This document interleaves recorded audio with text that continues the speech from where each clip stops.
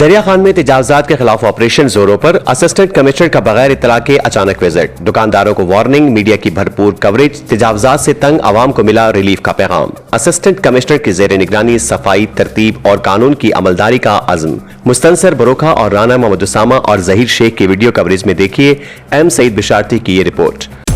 آج تک کی ویڈیوز دیکھنے کے لیے ہمارا چینل سبسکرائب کیجئے اور بیل آئیکن کو کلک کیجئے تاکہ آپ ہماری آنے والی ویڈیوز سے باخبر رہ سکیں۔ اسسٹنٹ کمشنر دریا خان کا تجاوزات کے خلاف بڑا ایکشن، انجمن تاجران اور میڈیا کی موجودگی میں اہم بازاروں کا اچانک دورہ۔ دریا خان پنجاب بھر میں جاری انسداد تجاوزات مہم کے سلسلے میں اسسٹنٹ کمشنر دریا خان حمزہ ندیم نے آج کلور کوٹ روڈ، مسلم بازار، ریلوے مارکیٹ، مین بازار اور شہر کی مرکزی شاہراہوں اور گلیوں کا اچانک دورہ کیا۔ اس موقع پر آج تک نیوز سمیت مختلف میڈیا نمائندگان نے مکمل کوریج کی اور عوامی شکایات کو منظر عام پہ لانے میں بھرپور کردار ادا کیا۔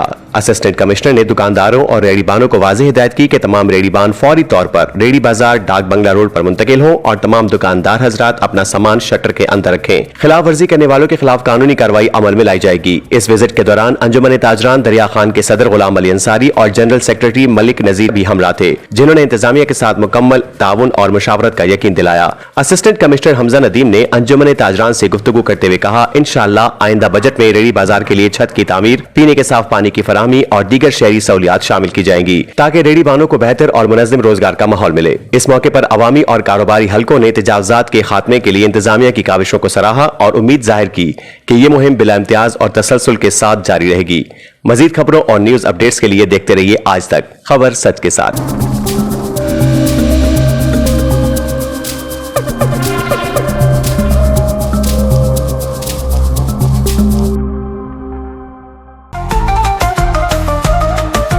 آج تک نیوز، خبر سچ کے ساتھ۔